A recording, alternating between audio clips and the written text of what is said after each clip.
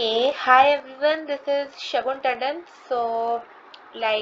I have made this game, and the name of my game is Save the Princess.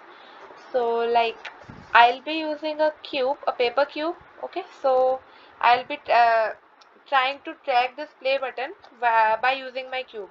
So, here is my bow. When I track this play button, I can see my game has started. So now the all the enemies will come towards me. So before them coming towards me, I'll have to kill them.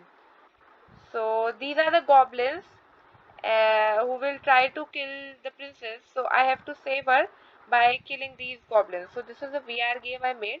So like if you guys have to play, or you want to play, you have to wear your VR headsets and then use this cube, which I have, to track the game. And this is how it looks like when I quit the game.